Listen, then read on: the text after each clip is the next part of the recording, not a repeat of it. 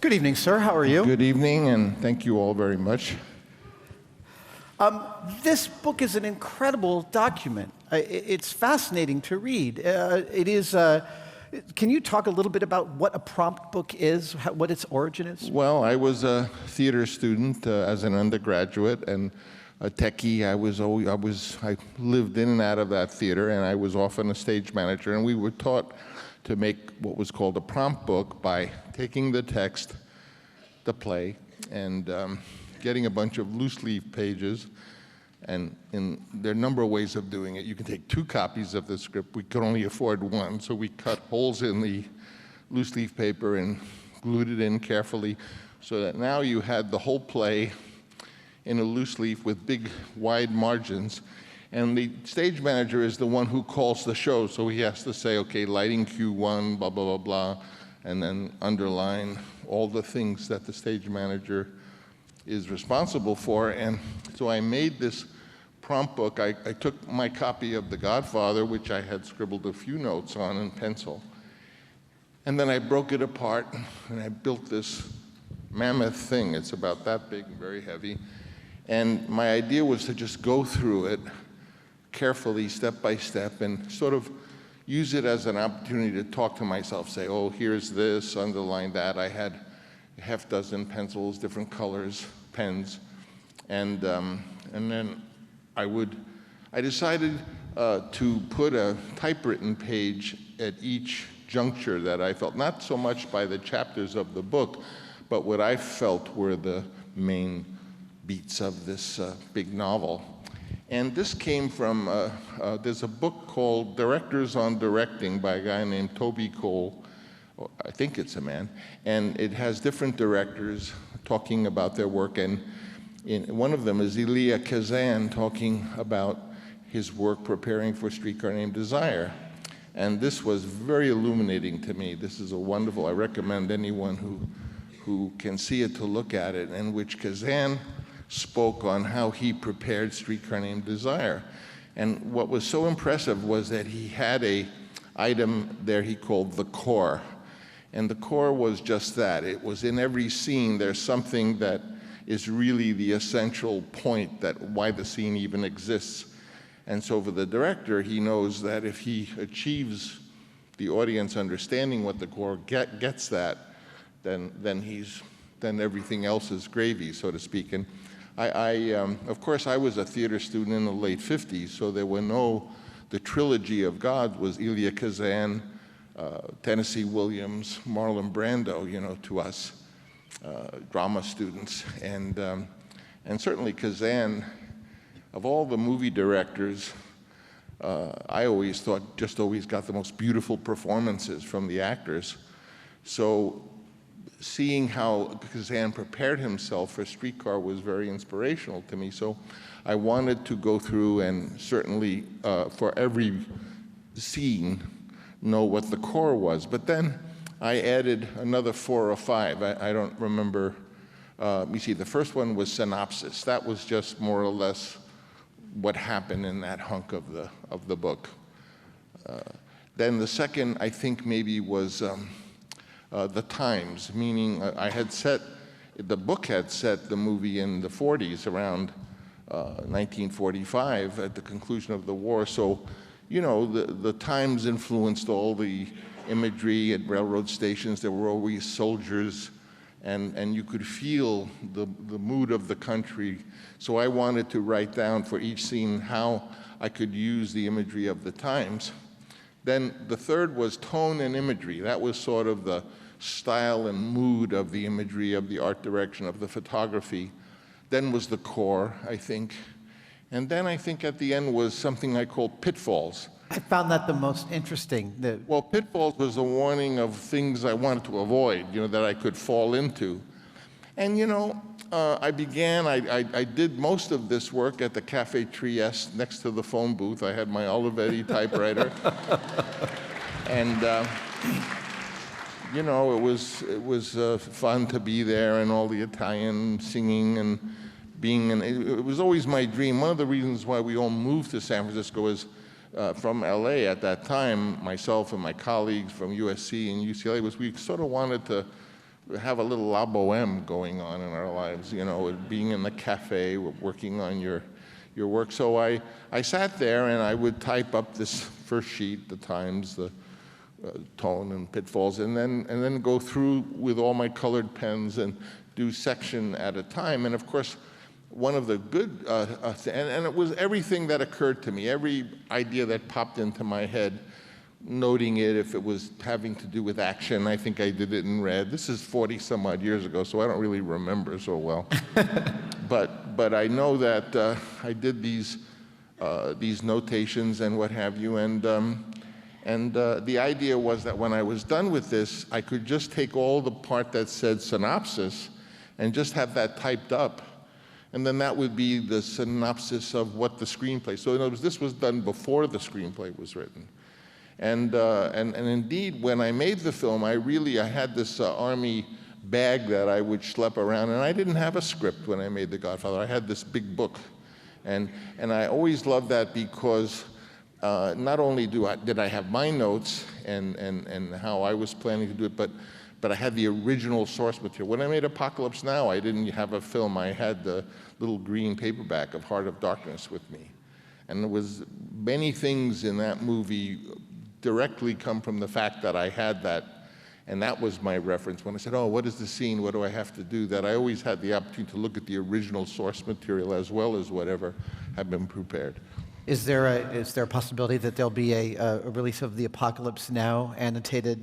Well, that wasn't such a big fat book. That was a little green paperback with all of my, an interesting note I will say about it is that in the script of Apocalypse, which was written by John Milius, and all of the great stuff, the great quotes, I love the smell of napalm in the morning, the Valkyrie and the hell, that was all from John Milius's imagination. But I had this Heart of Darkness book, and there's a character in Heart of Darkness, I think he's called the Russian. He's sort of a zany character. He described almost wearing a patchwork of like a harlequin. And we didn't have a character like that in Apocalypse Now. And we had cast Dennis Hopper to play the soldier, the Green Beret, who goes before on this assignment, who was sent before Marty Sheen.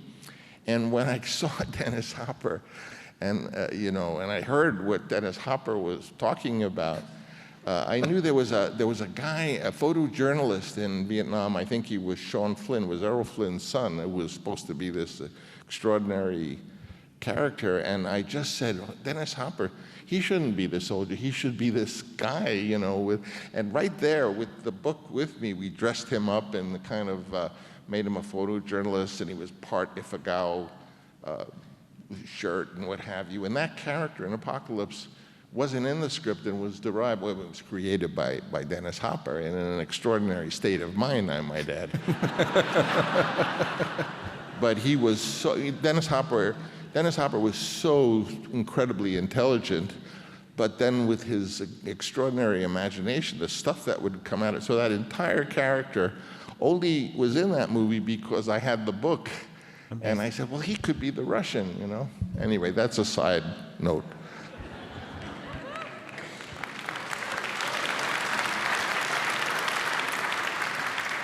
So can I make a request that may not be possible? Could the house lights come up a little bit so I can see the people I'm talking to? I'm sure they can accommodate. Because I'm really, a little bit of house lights, a little more, please. I can't see anybody. Oh, that's a little bit, a little more. Be generous. I'll give you a little tip, those of you who want to be movie directors. My teacher was a wonderful movie director from the 30s, a woman, Dorothy Arzner. And she was a fabulous woman. And she always told me, always sit next to the camera. And even in the years that followed when there was video assist, and it's always in the back somewhere, she says, always sit next to the camera, because not only can you see everything, the best there, but the actors can see you, and they're doing it for you. So they want to see you. Right. So I'm doing this for you, so I want to see you. A little more light. So going back to the beginning, you got word that you might be directing The Godfather. and you got an early release copy, and you started marking that one up. So those are the first pencil notes that are in the book that's in this book. And then you slowly layered in more notes and more the synopsis and the stuff. It feels, looking at it, like I'm walking through your mind as the movie is developing in your head. Well, whenever I read something, even when I have a rule that I'm always reading something, especially when I go to bed at night, that has nothing to do with anything I might be working on, because it's like a little vacation from it. But to this day, I always, when I see something that interests me, I'll always underline it or highlight it. So I was in the habit of, especially when reading some literary material that possibly I had to adapt, I always put my first thoughts in pencil so I don't destroy the book down. And as you know, whenever you write something down, a sentence, a few words, or what have you, there's like a kind of, if you put it away, it's like you putting it into a magic microwave, because the next time you pull it out and look at it, it's the real nucleus of what you felt, and is the beginning of something you could expand upon. So I always had a few notes, and at first I was going to just make more notes. I think what happened really is that I didn't like the book so much. I liked parts of the book. If any of you have read the original Godfather book, which of course is everything that's in the movie was in that book, but there was a whole section, it must have been a third of it, if not more, which was about a character named Lucy Mancini, who appeared briefly in it, but she had certain anatomical problems, and she finds a surgeon who can correct them, and they fall in love. But it's like a third of the book about this absurd, and I thought, this is like an Irving Wallace book. This is, And indeed, Mario, who was a wonderful writer and the most wonderful man that you could possibly be, he had written it as a potboiler because he needed to make some money for his family. He adored his kids, and they was shy of money. They were living in Bayshore, Long Island, and he wrote The Godfather entirely on research. He didn't know anything other than of course, the Valachi papers had come out, so there was some information. So everything he did was on research, and so at first I didn't think I wanted to do it. When I saw the ad for The Godfather in the paper, I thought it was going to be this, intellectual Italian writer like Moravia or somebody, and it was going to be this interesting study of power, which like the hand with the marionette. The puppeteer. It looked like this was some intellectual thing. And then when I read this thing of Lucy Mancini's private parts, I couldn't. I don't know if anyone even remembers that, but it was almost half the book. So I didn't really want to do it, and and I don't know why they offered it to me anyway. I was absolutely nobody. I had just made The Rain People, which showed that at least I could make a movie with decent acting. I hope they thought that, and I was Italian American, so if it offended Italians, they could say, well, he wrote it, he did it. And I was young. I was still in my late 20s, which meant I could be easily pushed around. And I was a screenwriter. I had written some screenplays. I had already written the patent script, so they figured they'd get a free rewrite out of it, because the script they had was sort of not very good, and it was all set in the 70s. It had hippies in it. It was all to be shot in St. Louis. And it was very low budget. It was going to cost $2.5 million, and it was the studio's chance, to make some money. But what happened was, of course, the book little by little became more popular, and then suddenly I was, in a way, attached to a more important project than my pay grade justified. And Elia Kazan had turned it down. Many directors had already turned it down. A lot of directors turned it down. There had been a movie called The Brotherhood starring Kirk Douglas, which didn't perform, was considered a flop. And so the idea of another gangster picture didn't sit well, and so Kazan turned it down, Costa Gavras turned it down, many directors turned it down. And I might have turned it down too, but I had 2 kids, my wife was about to have a third. We had no money whatsoever, and George Lucas, who at that time was like a young associate, that he's about 5 years younger than me. So at first he started as an assistant, and he was so sharp that he became like my kid brother, and we all moved to San Francisco with this dream of having an independent kind of studio with filmmakers. And George said, Francis, he says, you've got to do this book. He says, we have no money. The sheriff's going to chain the door on American Zoetrope because we haven't paid the rent in 2 weeks. He says, there's no other choice. You've got to do this. You're the only one who can make some money so we can get through this. So I realized he was right.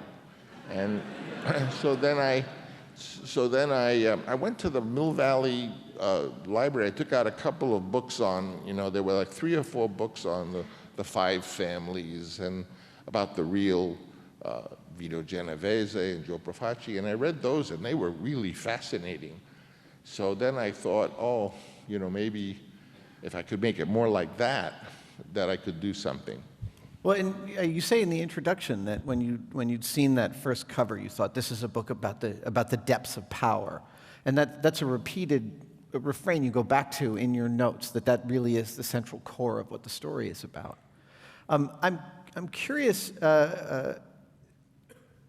In the beginning of this book, you have your list of all the characters and the actors, and it looks on the page like you knew exactly who you wanted to play most of the parts right off the bat. Well, I was trying to do a little personal film involving an Italian-American guy, sort of like myself. I always believed in the words of Strindberg, write what you know and get yourself into an emotional state while you do it. So I wanted to write something personal, and I had heard about a guy named Al Pacino. He was in an Israel Horowitz play in New York. And The Indian Wants the Bronx, and right? I invited Al to come to San Francisco and just to meet and to get to know him a little bit, and he did, and we kind of went around San Francisco. I was always shocked how much all the girls liked him. He's a little guy, wasn't like movie star handsome, but he had a something that really worked. At any rate, what happened was that he went home, and I had met him, so that when I read The Godfather, you know how that happens. Every time I described Michael Corleone, I always saw his face. And when he was there with the 2 shepherds in Sicily, in this scene in particular, I just saw Al Pacino. And it's very hard, once you see something, albeit in your imagination, it's very hard to have them suddenly say, well, Ryan O'Neal should play the part.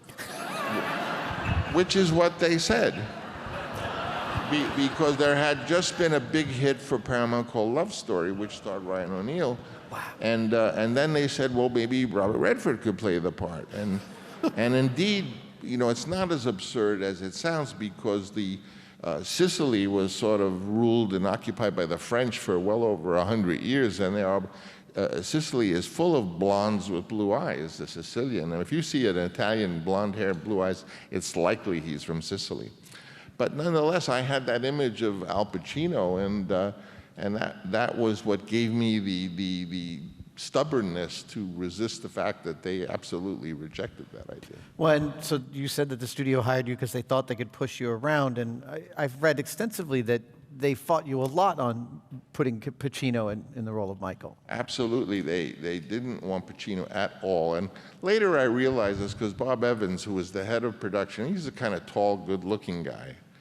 And I guess he wanted someone to look like him, and I wanted someone to look like me.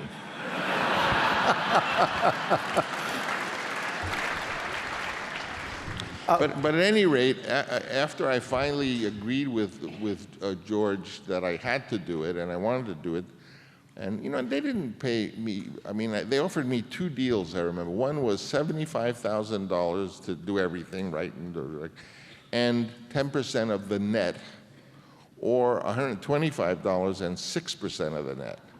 And I was absolutely broke, and I had a lot of, I was very much, I was a family, and so I took the $125,000 and 6%, but I said, 7's my lucky number, please give me 7%. And they said they would, but they never did. somewhere there's an extra percent hanging out there.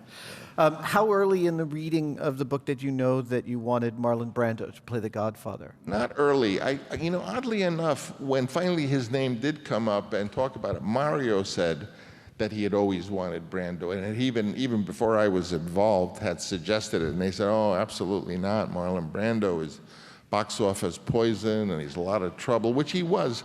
I mean, in the sensibility of Hollywood in those days.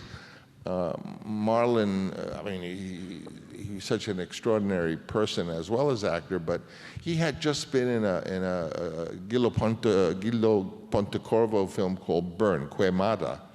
And it was actually a good film, but it was total, no one went to see it. So they had this idea that Brando, aside from his alleged misbehaving, which I don't know how true it was box office poison. So they absolutely, and the names I heard floated were Danny Thomas. Danny Thomas is, he's Lebanese, which is close enough. Or I think Ernest Borgnine was suggested. Even interestingly, they had a brilliant idea to maybe Carlo Ponti, who was not an actor, but who was a real Italian producer. So it was tricky. The character was in his 60s, so it wasn't as though you were going to really find a newcomer, that suddenly could act. And so much later, I worked very closely with my associate Fred Roos, who was a co-producer and a casting. Great casting talent, and we finally said, well, who are the two greatest actors in the world? We said, well, Marlon Brando and Laurence Olivier. So Olivier, of course, both of them had issues. I mean, Brando was only like 46, so he was young, he was not Italian. And Olivier really looked like Vito Genovese at that age. If you look at the pictures of who was one of the famous 5 guys that, I think that Mario synthesized the character out of Vito Genovese and Joe Profaci, put those two guys together. And then we heard that Olivier was too ill. At his latter part of his age, he was English, so we settled on Brando, but absolutely a stonewall. They had already turned down Pacino, and they kept wanting to do more screen tests. So we had the cast, ironically, that was actually in the film all up here in San Francisco. My wife, I think, gave them a haircut, Al, and we knew more or less who we wanted, but Paramount spent hundreds of thousands of dollars to do real formal screen tests. We tested every young leading man in the business, and ultimately they never would accept Pacino. Right to the end, I thought, I'll tell the story, it's pretty funny.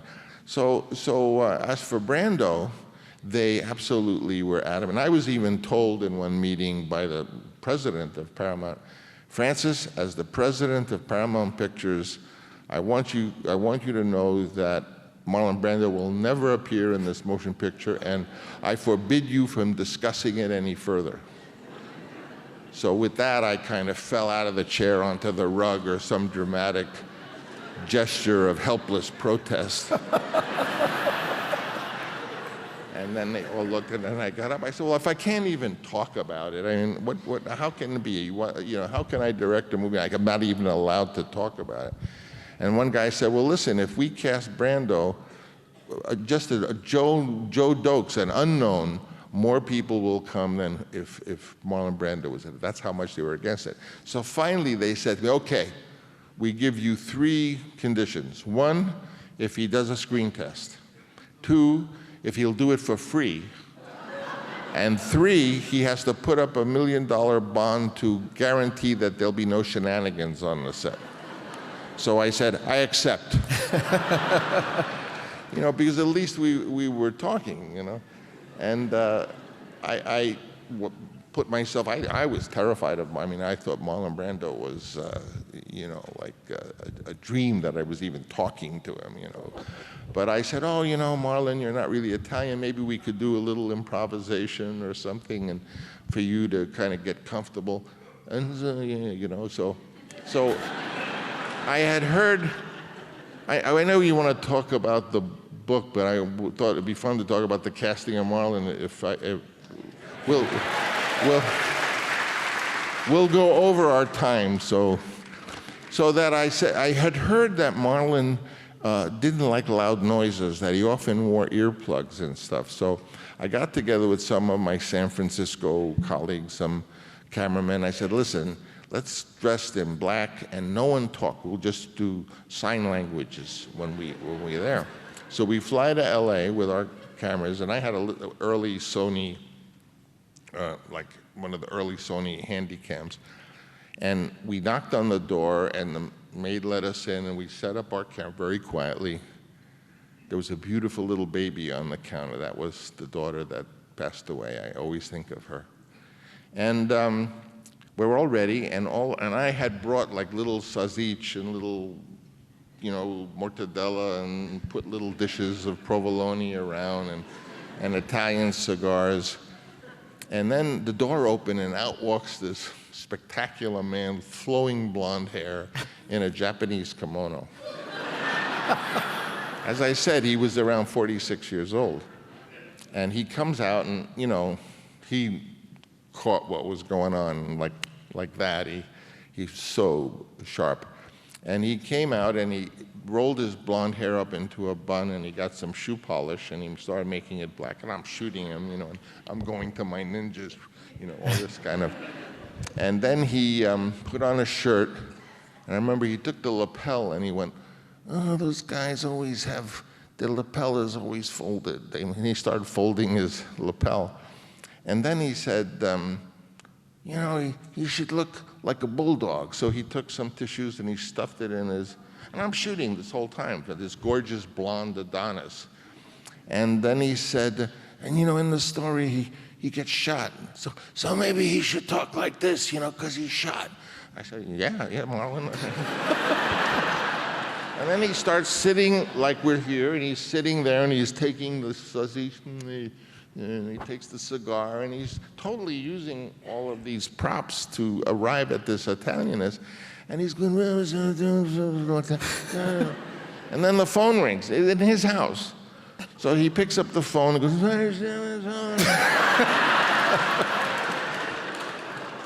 I have no idea who that was, So I took I had this, and he was very gracious, and I left, and I couldn't believe the transformation I had seen. So I took a wild risk, and I just flew to New York on my own, and I went to the Gulf and Western building, which is now, I went to the Gulf and Western building, and I went up to the floor where Charlie Bluhdorn was the owner of Paramount, and Charlie was a very interesting guy. You were allowed to call him Charlie, so but he was from Vienna, so he sort of had a Viennese accent. And I knocked on the door, and the secretary said, could Mr. Bluhdorn, I have something to show him. And I set up the tape recorder right in a kind of small boardish room that was right by his room. And he came out, he says, Francis, what are you doing here? I said, Charlie, could I just show you something? He said, sure. So I go and I turn on the thing, and there is Marlon Brando with his blonde hair coming out of the door. And he says, no, absolutely, that's incredible. And that was it. Amazing.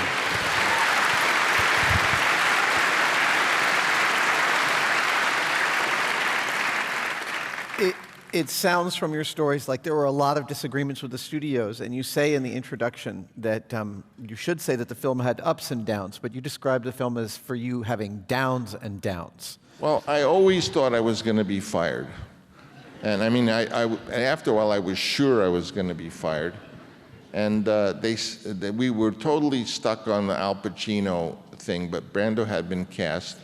And they sent me to England to go spend a little time with Brando. He was working on a film called Mortori, I think it was called. And he was such an extraordinary man. So I went to this little English house where he was staying, and I waited in the room, and I heard footsteps coming, and it was him carrying a tray of things for me.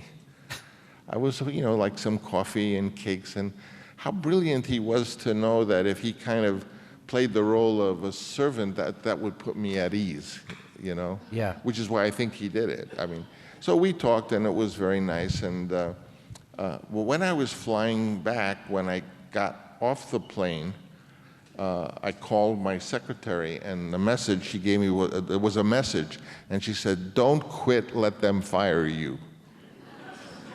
So I immediately knew what that meant. What that meant is if I quit, I wouldn't get the $125,000, and I needed the I mean, I had a little family there waiting. But if I quit, I wouldn't get it. But if they fired me, I would. So then I called and I said, "Look, don't even make me bother to come in, you know."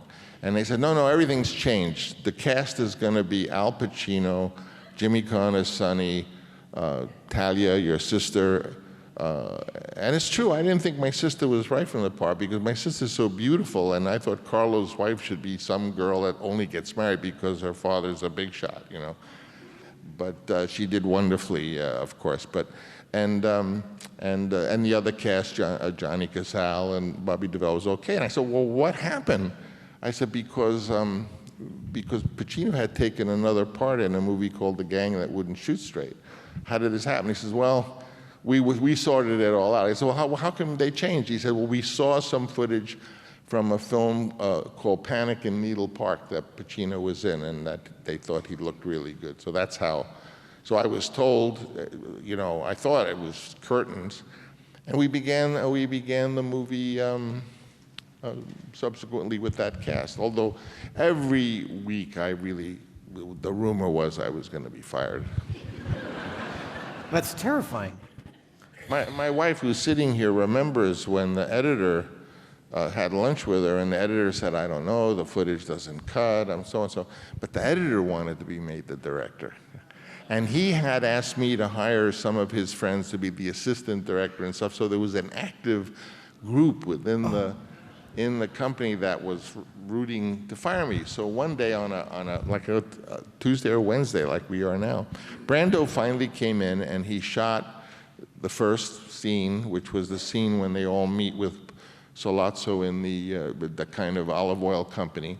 And they thought you couldn't see him, the photography's too dark, and he mumbles, you couldn't understand him, and they were very upset.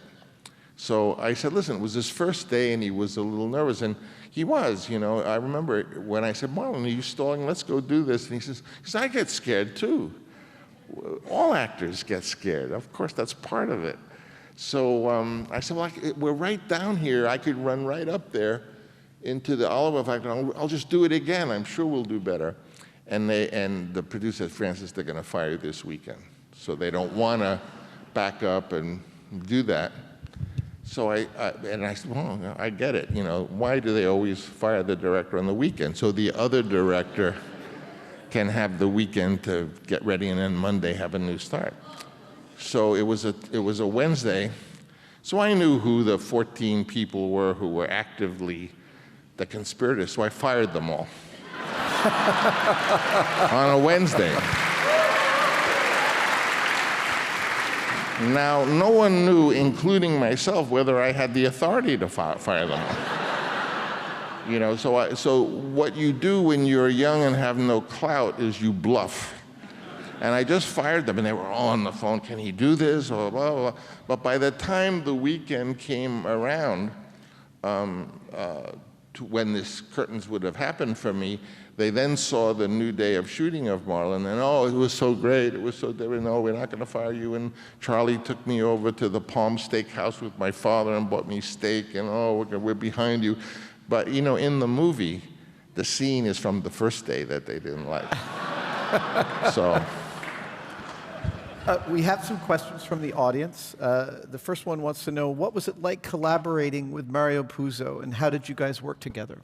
He was just the most wonderful man, and he was in the East. I would write the screenplay, and then I would send it to him, and then he, in his novelist way, would write all these wonderful changes.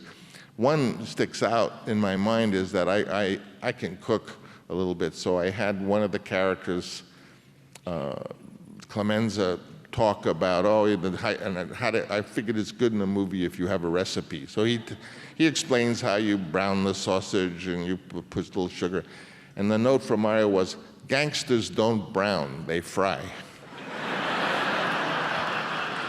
So Mario was always there making it better. Yeah. And I knew that Mario loved to gamble. So I said, let's just go to a gambling casino and work on one of the final scripts. I don't know if that was the first Godfather. It was the second Godfather. So we used to go to the Pepper Mill in Reno, me and Mario. He used to just blow money on the roulette table, and people would say, oh, poor guy. And he would say, we're losing thousands down here, but we're making millions upstairs. He was just the most wonderful man. And you know, there's a reason why when the movie starts it says Mario Puzo's The Godfather, is because, you know, he really wrote The Godfather. And I've always felt that, you know, I've adapted a lot of, I've written scripts from scratch and I've adapted authors, but, you know, whoever wrote the original book or the play did the heavy lifting, you know, so I always had, always felt that it should be their name above the title. And on all my movies, you'll always see, even Bram Stoker, whoever it was, if you wrote it, that's the hard part. I've written some from scratch, but it's much harder to write a thing from scratch than to adapt a novel into a screenplay. We live in an age now where it's relatively easy to be a film aesthete. You have access to a tremendous library at any given time, even on tiny devices. But when you were making The Godfather, it was hard work. You had to work very, very assiduously to educate yourself about the history of film. What were your inspirations visually in the tone of making The Godfather? Well, just also it was hard because you really typed it.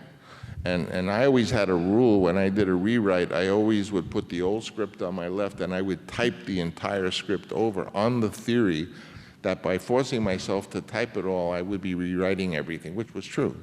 None of the cut and paste that we're used to now. So your question was about... what were your inspirations? Well, you know, I was a 17-year-old living in Long Island with the beginning of the art house phenomena. So we were seeing films of Rossellini and films of Bergman and films of Fellini and films of all of those extraordinary Italians at the same time that we were seeing films of Orson Welles, the film of Orson Welles, and Kubrick as a 21-year-old. And then all of the wonderful artists who work for the Hollywood studio, Louis Milestone and William Wyler, and you know, these beautiful films that were made in the American system. So we were sort of caught in this cross current of pollinization, you know, the auteurs, and then as you dug into it, you saw the silent films of Pabst and Murnau, and it was, you know, the cinema is only 120 years old, but the urge to make cinema must have been building up. And so that when it finally happened because of the technology, it just burst out. I mean, I'm sure that Goethe and Strindberg and Schiller would all have been making films because they were all writers and poets and scientists. So they would have loved this film. So my theory is that the human race just, when they finally got the gift to be able to have cinema, they just went mad. And you know, people say, what's the best film ever made, or the best? What is the best 300 movies ever made, or the 400? In the silent period alone, in those few years, there were probably 50 masterpieces made. Murnau once said, he said, sound had to come, but it came too soon. Because they were really learning how to tell stories with images. So the wealth of our heritage, hats off to Marty Scorsese and his film preservation, because many of these films were on the way of being lost. So the film heritage of the world is so extraordinarily rich, and from all the different countries. We have another question from the audience. Your wife, Eleanor Coppola, is also a filmmaker, and this audience member says they love her generous and astute writing to Hearts of Darkness. Can you speak to the role she has played creatively to your own work and process? Well, Eleanor is my first wife. and she is here. I won't embarrass her. Will you stand up and wave to everyone? Eleanor has just made her first feature film. I won't say her age, but she's in the Book of Records as the woman to make her first.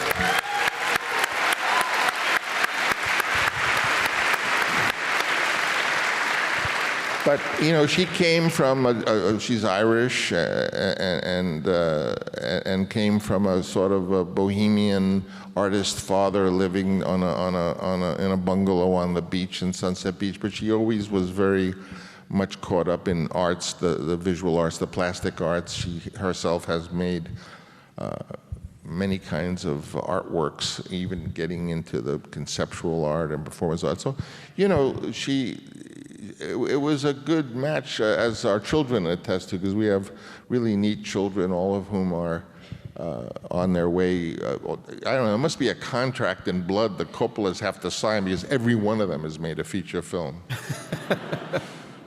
And I think her input on the kids and my more Italian version of it all has not only imprinted the kids, but also us, me, and I think I've been a big influence on Eleanor, which is as it should be. I recently watched The Godfather a couple of months ago, and I was struck with how fresh the opening wedding feels, how fresh it still feels I've seen it dozens of times. And in your pitfalls in the opening scene, you say specifically, I don't want it to be like these jokey Italian accents. You want it to feel like you're there. Well, you know, I am a true Italian American. I'm all my four grandparents, two came from Naples, and two come from Lucania, which is the Arch of the Buddha, otherwise known as Basilicata. So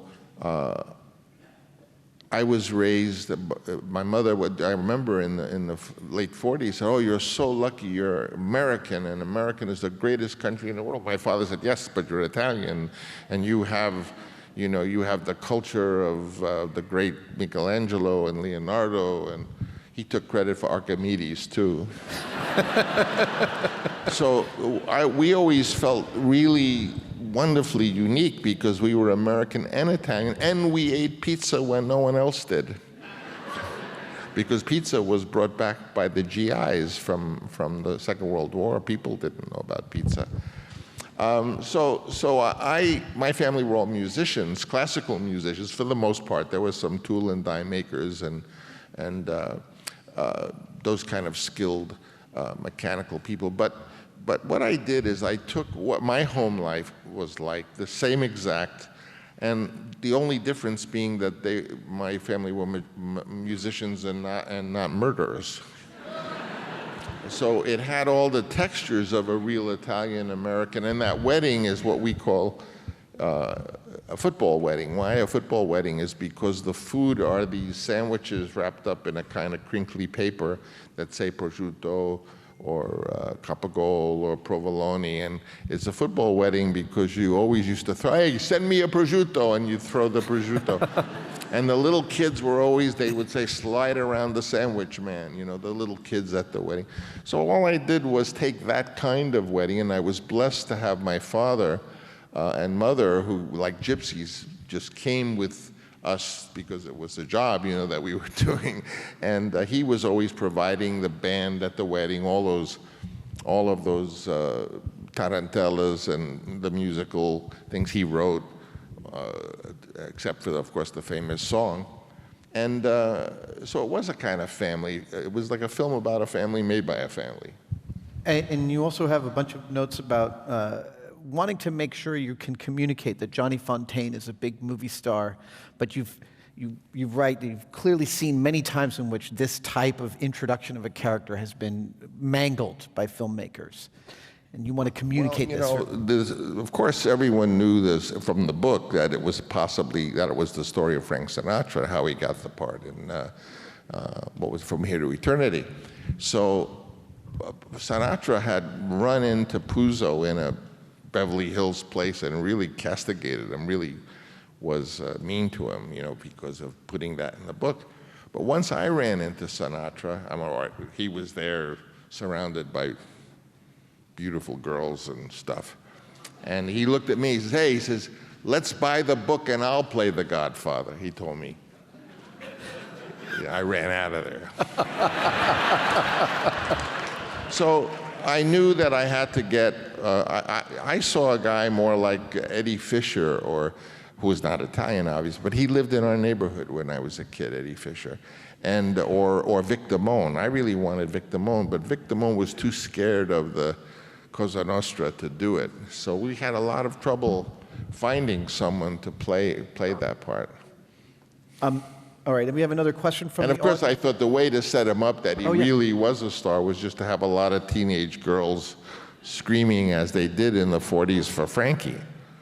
And it feels like you're watching a documentary. It feels totally genuine. Well, you know, The Godfather had one of the world's great photographers, Gordon Willis, one of the world's great art directors, Dean Tavoularis, one of the world's great costumers, Anna Hill Johnson, who did all of On the Waterfront. So, you know, sometimes you get lucky, and a movie is such a collection of collaborators, and every one, and then the music by Nino Rota, the hair and all the prosthetics, everyone was just superb. And I remember in the early days, The Godfather, you know, I would get some flack. All my films have always been greeted by a little ambiguous, even The Godfather, you know, especially in San Francisco. And someone said to me, yeah, he says, but the film is great photography, great acting, great art direction, great, so what did you do? I said, well, I picked them all.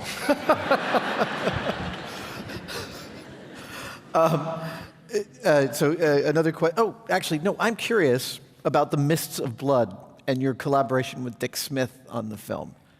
Not only Dick Smith, who was an extraordinary talent, as we know, but I was, anyone with a half a brain can see that I was very impressed with Bonnie and Clyde, which was directed by Arthur Penn.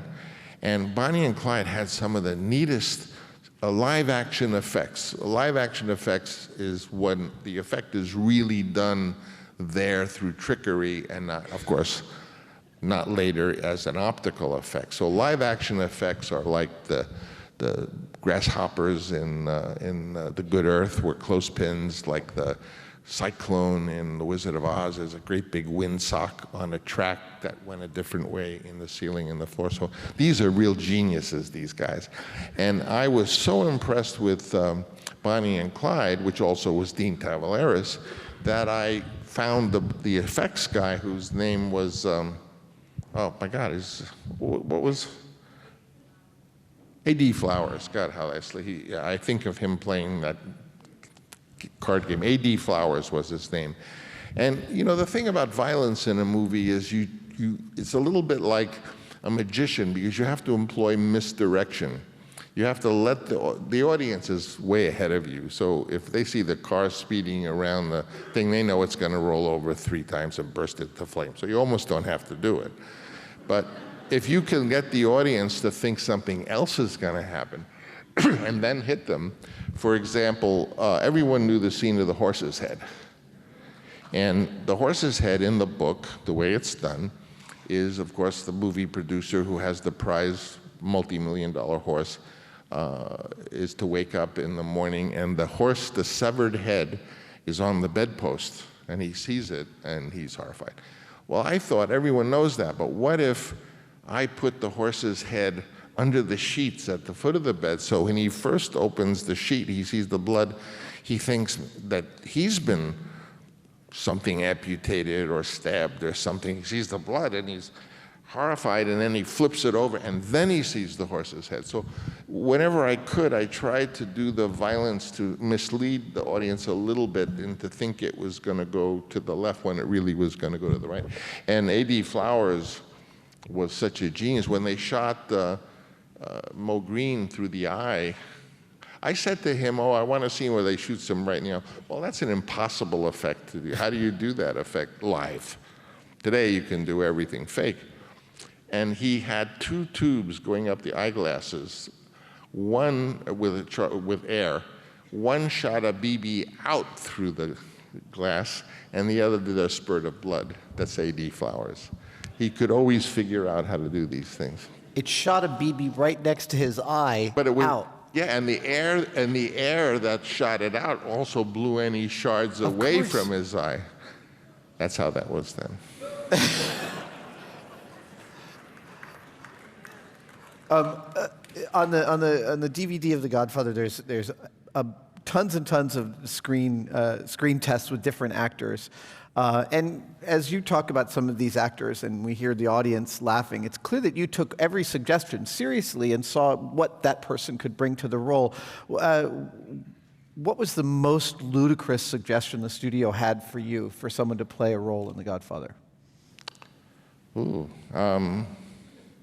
you know, maybe some of the Michael choices. I mean, they didn't care whether that made sense or anything. It was like if they had something, like, you know, like Ryan O'Neal. I mean, you could have done it. Anybody can be anything if you have if you see a path that you could take, you know. But I think the stupidest decision was they wanted me to make it all set in 1973 and shoot it in Kansas City. Hey, can I do something wild? Can someone just wants to ask me a question? I know you wrote them, but just raise your hand who wants to ask me. Like this young lady right in front of me, and just shout it out. I am a very proud granddaughter of Italian-American immigrants, and I'm so inspired by how you changed the narrative of Italian immigrants. She's a proud Italian-American granddaughter. What's... Change the narrative to make the Godfather made them active agents. Would you consider doing what you did for the Corleone family for those immigrants on the ship who were coming on with Okay, she's giving me a pitch. She wants to know, I'll repeat what she said. She wants to know if I would make a film. There actually has been that movie. those four people, they show determination Yeah. and like the love Okay, of the Statue I of got it. Liberty. I'm going to tell them. There is a beautiful movie on it. What's that movie that was made of the immigrants that has The Golden Door is beautiful, about the immigrants coming on the boat, and that's already done. And I'll repeat the question. The guy with the blue shirt there. Thank you, Mr. Copeland. I am an amateur filmmaker, and I am wondering, and I'm hoping to star in another film project soon, and I'm wondering if you have any advice on production or working with actors, any pieces of advice you can give me, and also, will you hire me? Also what? I Will missed you that hi- last part. What was the last part? Will you hire me, please? Will you hire him? In the wine business? You know, normally I tell young guys who ask me that question, what should I do? And I say, get married. Because it was the fact that I was married young and I had this wonderful little family that I wanted so hard to be able to take care of and provide for, that instead of going out and being the wild Hollywood guy in nightclubs, I was at home writing scripts. So I take the fact of my early marriage as one of the reasons why I had a young success. Seriously though, about actors, try to get at least 3 or 4 days of rehearsal. Films don't ever rehearse. But you can do so much just in an empty room with your actors, just getting to know each other, having them be in character, doing improvs and playing theater games. I always did a rehearsal. The Godfather, the really breakthrough night was very early. We were in Patsy's restaurant, and I had arranged for a back room in an Italian restaurant uptown New York. And I set up it to look like a dining table, you know, with and it was Marlon's first night to be with the actors, and they were just terrified and enthralled to meet Marlon Brando, as were we all. And I had ordered an Italian meal, and I had Marlon at the head, and to the right was Al Pacino, the Johnny Cassell, Jimmy Caan, Robert Duvall, and my sister Tally was serving them the different courses. And I said, do an improvisation. When you do an improvisation, you usually tell each participant some little secret thing that they should work toward. But they're basically just making up the scene. And, you know, Al was being like very intense and sensitive, you know, to impress Marlon, how intense and sensitive he was. Jimmy Caan was just cracking jokes and, you know, bada-beep, bada-bop, and was impressing Marlon how funny he was. Johnny Casal was just the sweetest guy on earth, and he was just sitting there being sweet. And Robert Duvall was, every time Marlon wasn't looking, he was doing Marlon Brando imitation. And my sister Tally was just terrified, and she was just a young girl serving the meal. But I tell you, after that, through 2-hour, 3-hour improv, they were a family. So when you work with actors, especially when you use something sensual like food or music or dancing, you can really bring the actor along. For years, I thought that you get them to the point where they become the character. But recently, doing a very good improv, I realized, oh no, that's not what happens. Eventually, the character becomes them, because it's the actor that really does it, is the flesh and blood person, and the character is an apparition, a phenomenon that inhabits them. But that process is very magical, and if you have a few days to work with the actors, that's why I think everyone who wants to be a filmmaker should, at first, just do one-act plays, because if you do one-act plays, you're working with the essentials of what cinema is, which is writing and acting.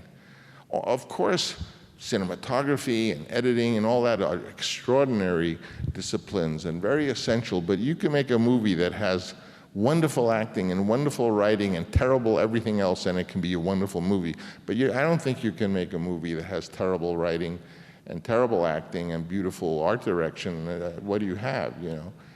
So it's acting and writing is the oxygen and hydrogen that makes up the work itself, you know. So I would work in one-act plays, because if you work in a one-act play, it could just be 2 actors. Every major playwright has written dozens of wonderful one-act plays, and you can have 2 people. You can get together with your friends and have 3 people each do a one-act play. And there's something very essential that you have that you don't have in all your little cinema short films. You know what that is? The audience. When you direct a one-act play, you know how the audience reacts to your work, whereas when you make a film, it takes 4 months by the time you have it edited that you get the audience. So that's my answer to you. I'm now going to go back to the official. I just enjoy talking to people, and I can see you, so.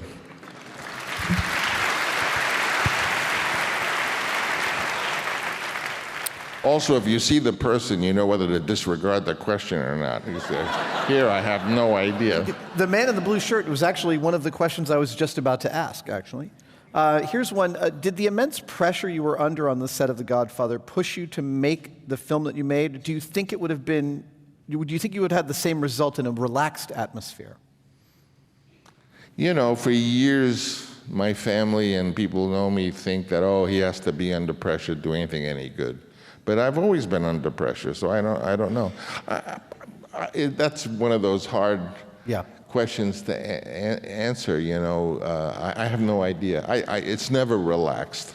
A director has to make 1,000 decisions a day. You know, should her hair be long? Should it be short? Should he have a mustache? Some of the funniest things I've done is deciding with Robbie De Niro whether or not he should have a mustache or not, or whether a certain pair of shoes. He comes with shoes. What do you like, these or these? I said, well, I like those. He said, well, you don't like these. I said, well, I like those too. Ah, but you like those? Yeah, I like those. But you like these, so do you want these? I said, yes, those are good. He said, no, but you like that one. So I said, Robbie, let's flip a coin. An audience member wants to know, to what extent did you intend for the Godfather movies, especially Part 2, to be a critique of capitalism? I think right from the Notebook, I think it's in there. There's some good things that were underlined and pointed to with, like, you know, the book is sort of my dialogue. It's not a book, it was my workbook. I never, you know, thought that it would be published. I didn't think it could be published because it contains the whole Godfather book, so you'd have to get that publisher to agree. I don't know how they did it. But like there are paragraphs in The Godfather where I said, this is what the book is about, so I knew I had to figure out how to get it. You know, the big difficulty of adapting a novel as a screenwriter is that a movie is meant to see in one sitting. So what's that, 2 hours, 2 hours 45 is what The Godfather was. But a novel can take weeks to read, you know. A short story is sort of designed to be consumed in a sitting, so it's very easy, and a lot of great movies have been adapted, Rear Window, an example, from a short story. But a novel, you're constantly trying to figure out how to combine characters and, of course, eliminate things. I eliminated Lucy Mancini and the Doctor. But also you have to find ingenious, somewhat cinematic ways to take 60 pages and make it just take place in 5 minutes. In fact, the end of The Godfather, when they baptize the baby, and he's going to be the metaphor of The Godfather, that baby, by the way, was my daughter Sophia as an infant. She came into life baptized as a boy. So I thought, well, what if during the ceremony of the baptism, all of these pages of this guy getting killed and that guy getting killed were sort of all smushed together, you know? But I was trying to think of how to get through 60 pages of novel. I wasn't thinking of trying to do a great sequence. Turned out it was a good sequence, but very often the good sequence comes from the screenwriter struggling to figure out how to deal with the fact that the novel is way too long. Another audience member wants to know, was there always an intent to do a second and third Godfather movie when creating the first one? Speak French. Absolument pas.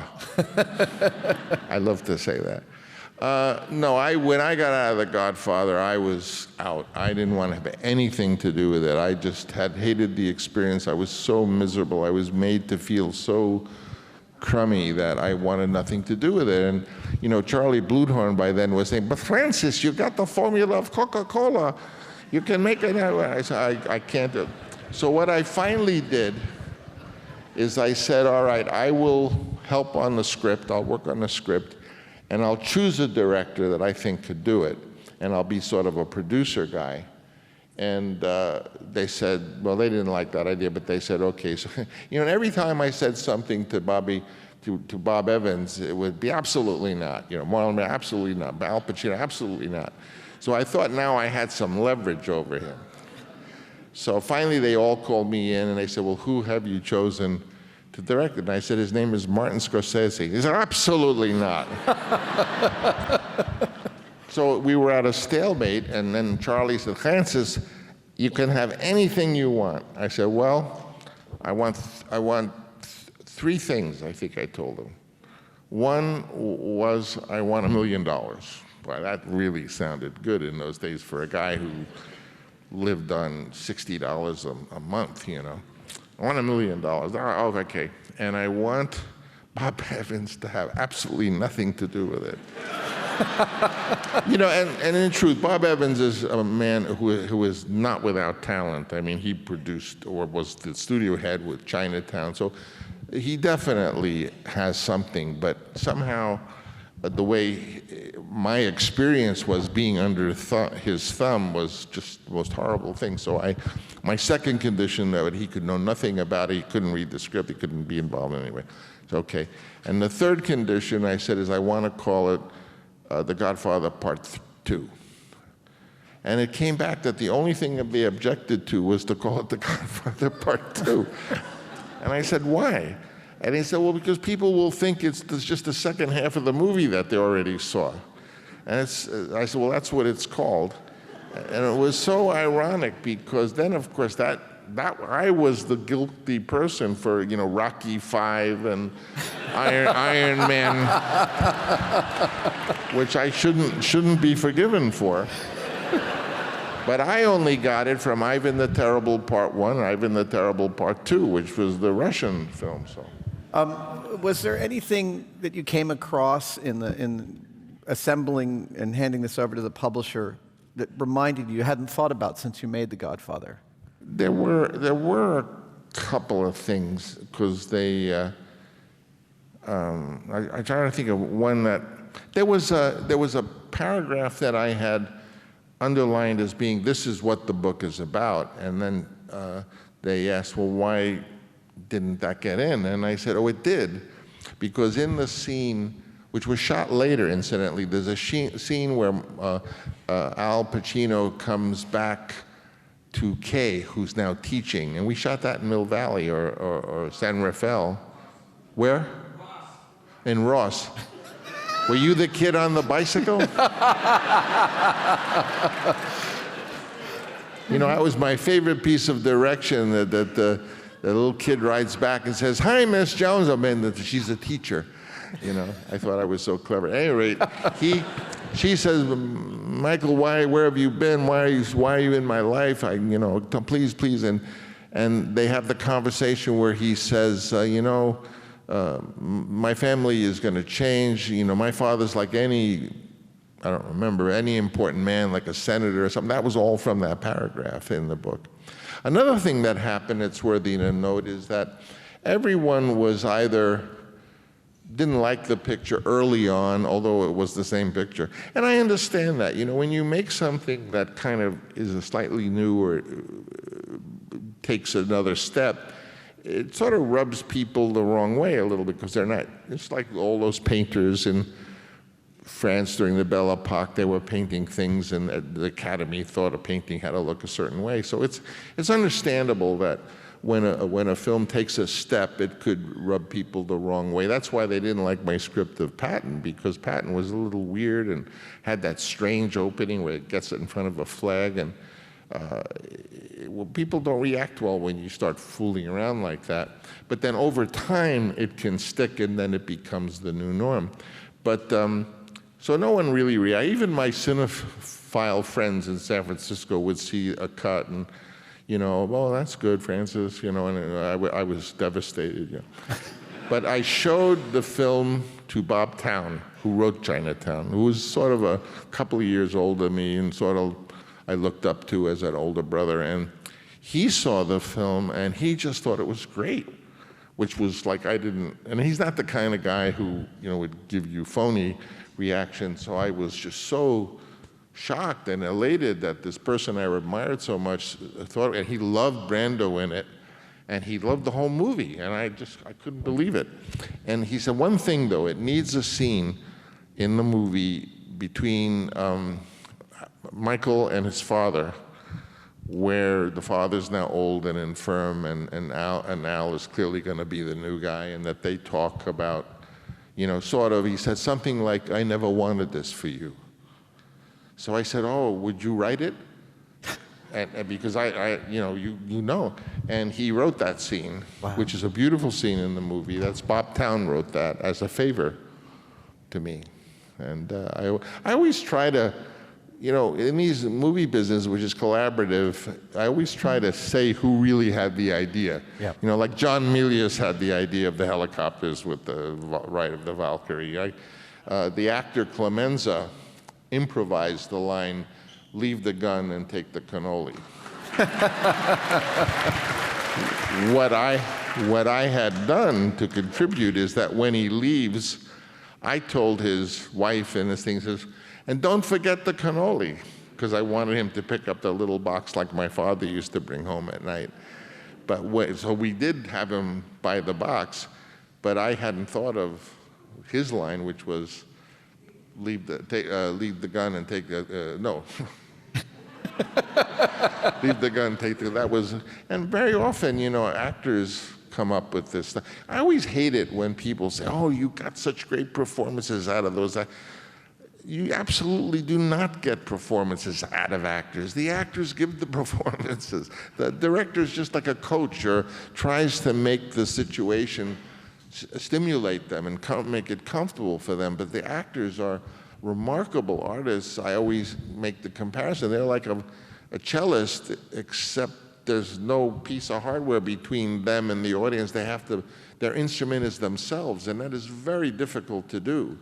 And that's the reason why in rehearsal, when the actor is criticizing the script, because actors love acting in movies and scripts, and they know a lot about it. And of all the people in the movie business, the screenwriters, the photographers, the editors, the producers, who become great directors, by far, it's the actors that become great directors out of all those other professions. When you think back of even people like Charles Lawton, when he finally made one film, it was a great movie, Night of the Hunter.